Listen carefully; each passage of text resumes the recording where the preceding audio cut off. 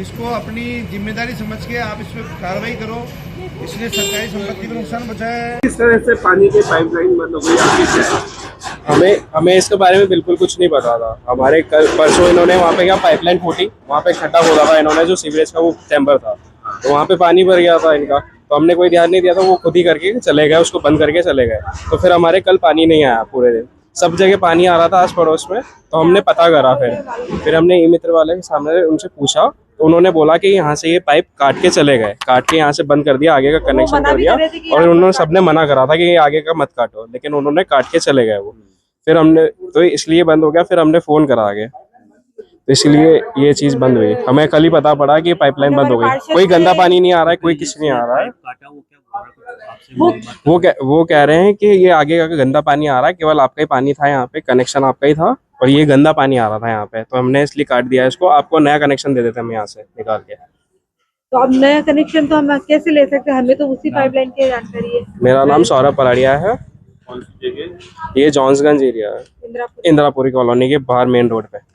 Sewerage का काम चल रहा है क्या? सीवरेज का काम इस प्रकार से चल रहा है कि यहाँ महीनों हो गए यहाँ पाइपलाइन डल रही है। वो काम तो सीवरेज का कर ही रहे, पाइपलाइन डल रही है, टूट रही है, और टूटने के बाद उनको रिपेयर तक नहीं करी जा रही है, और ना कोई बड़ा अफसर आके इधर निगरानी करता है, ना देखता है।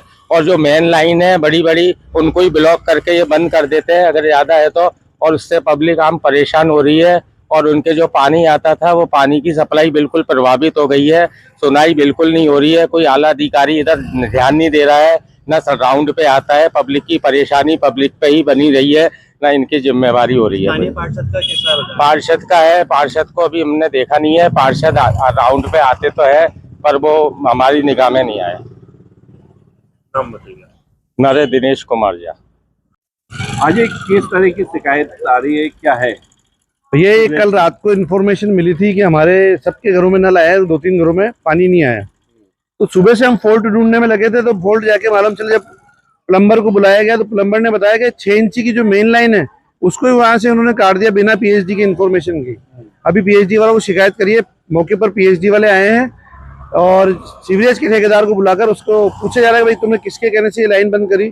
तो ये तर्क दे रहे हैं कि गंदा पानी आ रहा है, जबकि जिनके घर से कनेक्शन कटे वो कह रहे हैं हमारे कभी गंदा पानी आया ही नहीं। वो तो जब मालूम चला जब इनके घर पे कल नल नहीं आया। तो इन्होंने सुबह से, हमने जब मेहनत करी पता करा तो मालूम चला 6 इंची की पाइपलाइन ही इन्होंने बंद कर दी है। तो अभी पीएचडी के ठेकेदारों को बुलाया है। जलदाय विभाग का क्या कहना है? जलदाय विभाग का कहना है कि हमें इस चीज की जानकारी नहीं है, ना तो सीवरेज वालों ने हमें कोई इन्फॉर्मेशन करी लाइन बंद करने से पहले।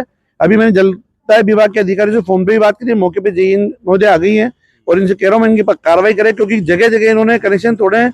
क्या इन्होंने लोगों के साथ बर्ताव किया है, या क्या इनको आगे जाके लोगों को, यहाँ के स्थानीय निवासियों को परेशानी होने वाली है, तो इन पे कार्रवाई करेंगे जब भी पता चलेगा। ये नया कनेक्शन देने की भी बात कर रहे हैं? हाँ, ये कह रहे हैं भाई 6 इंची की लाइन तो बंद कर दी जो मेन लाइन है, आपको अलग से जो इधर दूसरी लाइन आ रही है उससे नया कनेक्शन दे देते हैं। ये ऑथराइज ही नहीं है कनेक्शन देने के लिए, कैसे दे सकते?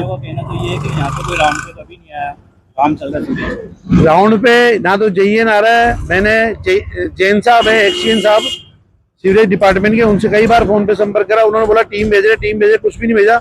अभी आप रोड पे हालत देखोगे ना, अभी मैं आपको आगे जाके दिखाऊंगा, इनकी इंजीनियरिंग देखना आप।